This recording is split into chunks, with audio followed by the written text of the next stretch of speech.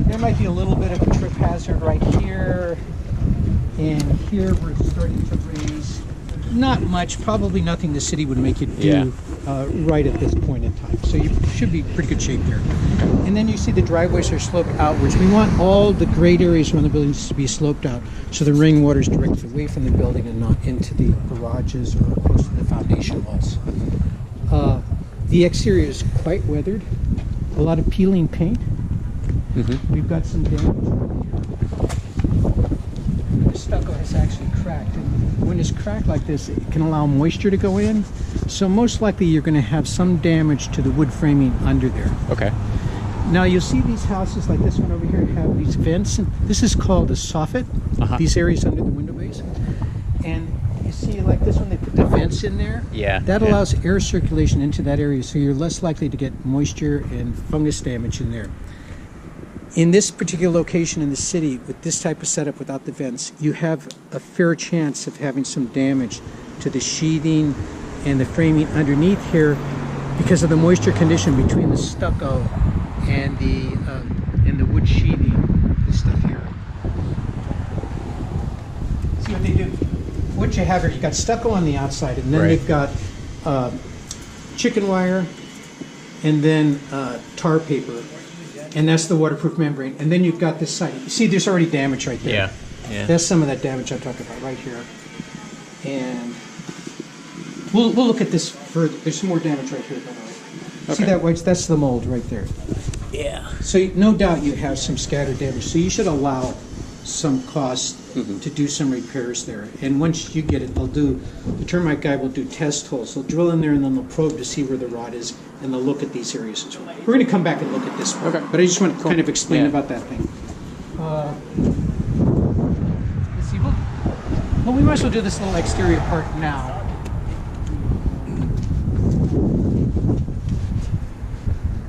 So this, this fence is kind of rickety. Pretty bad, It'll keep up the bigger dogs, I guess. But, at some point you'll want to upgrade that. Whoever actually, whosever property it's on is responsible, or if it's at the property line, both neighbors are responsible. Right. But brand new fencing costs about $55 a lineal foot for like 6-foot redwood fencing. This is the least of your things right now. So Definitely. I just wanted to point it out. There has been a little movement in this. This is a concrete retaining wall here. There has been a little movement. It doesn't look like it's really a lot. I think you're going to be in pretty good shape here. This should be all right. You won't have to do anything with it. Again, the base. You can see the peeling a little bit of paint. And the base, the same thing. They should have those vents installed. Would probably get done along with the whatever other termite work they may find, termite or dry rot and fungus work. The underlying work, when they do that, they always recommend also putting in those vents. Putting in the vents is not expensive, but the underlying work, depending on how much there is or what there is, can get to be expensive. But you won't know until you get the holes drilled and get a termite guy through there. So these are called jambs on doors, the side parts. So right here, this got rot because whenever you got wood that's contacting the grade, moisture could wick up through there and damage it. So usually to repair something like this, it's about $150 a door. This one needs it, and the door around the corner also needs that. So you got all older windows. These are single glazed wood frame windows. They're probably original. There's no rot in that one, by the way. This is where your main gas meter is. One for each unit. Should be labeled. Not really minor thing for you at this point. And there's a fair amount of rust on some of these gas lines, so they should be checked to make sure there's no leakage there. And then either replaced or wire brushed and painted if there's no leak. I'm not sure what they're venting here. Let me take a look at the other side. We'll look when we get. That's in the garage. I hope. Got it. I'm trying to keep it more efficient. But remind me if I forget just to check what's going on, because you shouldn't normally vent anything like that, unless maybe it's for a dryer, and then they just got the wrong kind of vent on there. But that would be a pretty minor thing. It's probably. That's about it for this. And this fence looks like it's in really good shape in here, by the way. Who's ever responsible? Yeah. Is it missing the glass in that one? Yeah. Yeah, so that should be replaced just because put rainwater in. Yeah. You know, this is before they had the smart meters. That's where they used to read the gas meters. But now the smart meters, they don't have to do it. It just transmits the reading to PG&E. Okay, so much for this part. So this doorway is the other one that's got the jamb rod. Good. They put a metal clad door. This is going to hold up really good. And this is probably where the electrical service used to be. So they still have the smart meters are right here for the electrical service. This is fairly weathered, so probably getting almost time to change that out. Or they may be able to prep it and paint it with the rest of the exterior. Okay. And like I said, a little more rot here.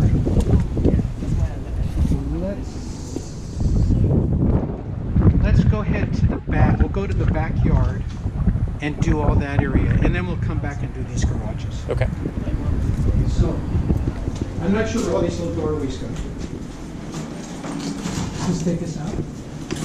Okay, so that, yeah, you know what? I think that vent is just for the dryer. Yeah. So this stuff, you know, those. Yeah, they're just running out there. By the way, this is the wrong type of vent. They don't allow these plastic ones for coordinations. But this is a really minor cost. I mean, the whole setup, the material is probably $30. Right. It's nothing, and we shouldn't. I'm trying not to linger on the minor things and take a look at the bigger picture. Yeah. Here's some really good news. A great reinforced concrete retaining and foundation wall. Okay. So that's the main support structure. One at the back. This is the whole back support foundation wall. Now, I noticed they do have foundation bolts here, which is good news because they didn't require foundation bolts and steel reinforcement in concrete until 1941. But it looks like they did it for this building, which is a big plus for you guys because reinforced concrete is much, much more stable than unreinforced during an earthquake. And see, they've got the foundation bolts installed. This keeps the framework of the building from coming off the building during an earthquake. The primary cause of failure during earthquakes, the whole building framing comes up off the foundation. Right. Now you should add more foundation bolts because the requirements when this was built are a lot different than today's. So you probably put another bolt in between each existing bolt. Now they got a permit for this. I should go over the permit stuff. Maybe we'll do that right now since we're talking about it. So they did pull a permit. Glasses. In 2009 to redo these back stairs. This type of wood is pressure treated wood. They run it through a machine that injects it with copper naphthate, and it's decay resistant, so even if it's in the grade, it will not rot out. And it looks like all the framing, handrails, and everything they did with the with pressure treated wood, so this should last a really long time. Yeah. So that's going to be good news. The drainage here, there's a drain right here for this area here. Will catch all the water. And then that one I think goes out to the yard. And this is just part of your drainage system. Plastic pipes not allowed in San Francisco unless you got a single-story house, so that actually should be changed. It's it's okay. In South City and Daly City it would be okay. It's not that. It's just a local requirement. You can't have it. So this one I think is going to just slope out this way. Hopefully all the rainwater. And actually you won't get it. You shouldn't get any water in this area. Right. It's all covered, so I think it's going to be a non-issue there. All right, and this grade is all going this way, so that's what we want, away from the building. All right, so is the site? Is there a backyard besides this? No, that's it. Oh, this is the whole. Okay, so let me look up. Now this is a huge beam they've got in here. This, the construction, the original construction looks really good. Yeah. And these are the joists, the floor support. They're 2x10s. Which is very, very good. That's going to be good for you guys. You won't have to change any of that out. That'll stand up to today's requirements. Surprisingly pretty clean. It is, and that's a huge beam they use. Yeah, That's good news for sure. Just going to check here as much as we can see. We'll be able to get on these stairs once we get up there too. Once we get so up. there's some trim missing here. Definitely should be replaced because moisture can get right in here and do damage. The trim, it should be caulked and trimmed out. And let's see. Okay, thought it might be some rot there. I was just checking. That's okay. And these are rotted at the base too, Yeah. just like those other doors. And again, about $150 for that door. And let's see. This goes into the second garage right here. Okay, so Like your doors and the wall. we could do that. And although you're out the grade, there's no rot yet in this area.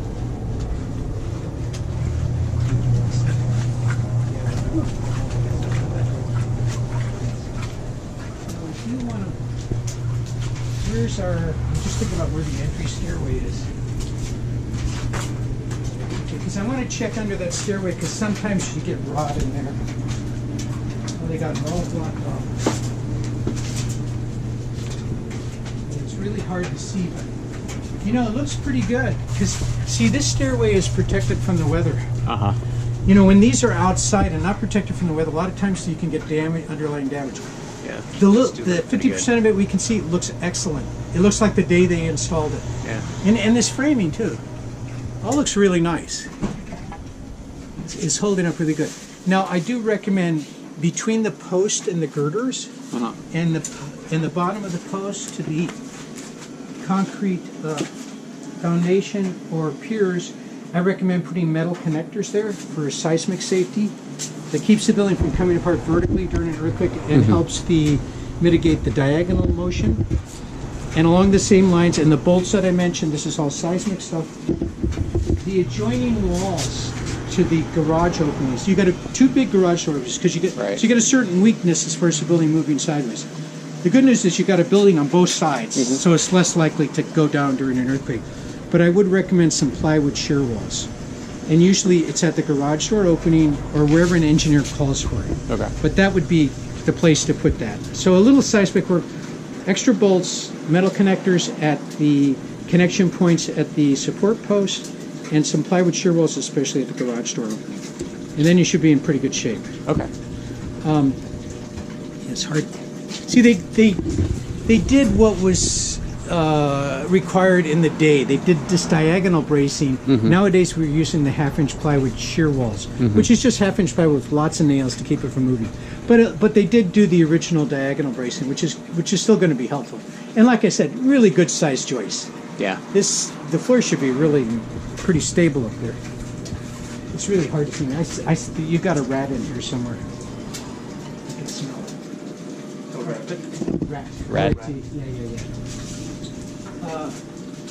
You got two very old gravity antiquated furnaces. And these, off the record, I'm not supposed to talk asbestos, these are all asbestos covered ducts. So the best bet would be to change these out to forced air gas furnaces. It's going to run you about $5,000 each. And then if you want to get rid of these ducts, which I would recommend, for an asbestos removal company, it'll probably run you about $2,000 for that. I'll try to give you some really rough ballpark figures. But I would recommend, you know, at any rate, at the very minimum, you got to get a furnace guy out here to make sure you don't have what they call a cracked heat exchanger, which allows carbon monoxide to enter the heating system. So at the minimum, get it checked out, make sure it's safe, and better yet, change them over to the forced air gas furnace. They'll be much more efficient. The only positive about these is that they're quiet. There's no motor running or anything, but there's also no filtration system. So it's kind of a trade-off. And this is called the cold air return. The cold air goes in, heats up in the furnace, then goes out these ducts and up to the heat register. The heat registers also usually on the interior part have asbestos tape, so when the heat goes through there, it tends to push those fibers into the air. So it's something, if you're concerned at all about asbestos, is something to think about. Okay. A little hard to get in here. It's a somewhat updated hot water heater. They do have it strapped for earthquake safety. They have it properly elevated as required for these older ones. So if there's a spill of gasoline, it's less likely for the pilot to start a fire. And every gas appliance has to have a gas shutoff valve, which you see over here. And there's a flex line to the water heater, so if things move around, it's less likely to break the gas line and start a fire during an earthquake. This one just has a rigid. This has a gas shutoff, but a rigid line instead of the flexible line. So if you were going to keep this, it wouldn't be a bad idea to change that to flexible line. And I'm sure it's going to be the same on the other side when you get over there.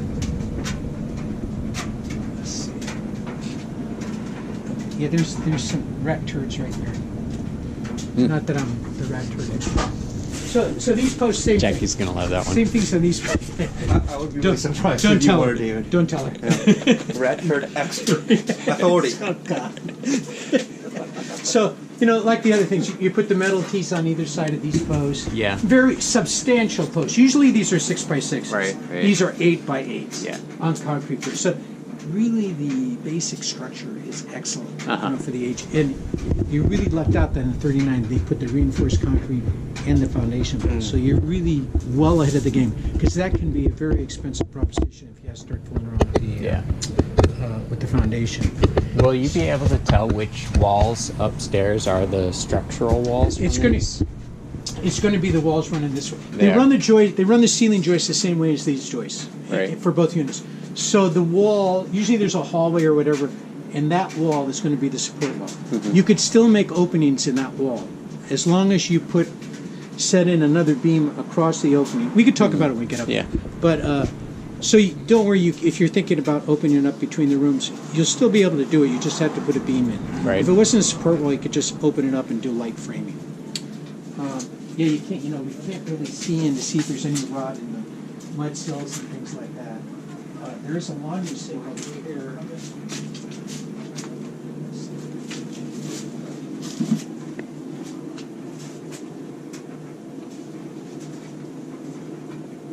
Guys, any questions? Yeah, it looks like it does have. He's usually cracking the Are you one of those agents? I'm the assistant, yeah. Michael from Klein. How are you? Steven. And there's no. Let me give you my card. I already connected with Johnny. Great. That's interest, right? We usually have traps in the drains. Yeah. When they built this, they didn't require it. When we get upstairs, we could check the water pressure too. Yeah. Okay. Okay. Yeah, this is the plenum. For Yeah. Cold air return. Cold so there's air going to be a return. grill in the floor where the cold air goes in. And the older windows down here. There has been termite damage right here. See those are old termite tubes. I don't inspect for this, but I'm going to just tell you. Yeah. Those are termites. So you do have some termite damage up in this material here. You have to get a termite guy to see how much it costs. And there's some water staining right in here. Yeah. Must have been some kind of leakage, whatever's above.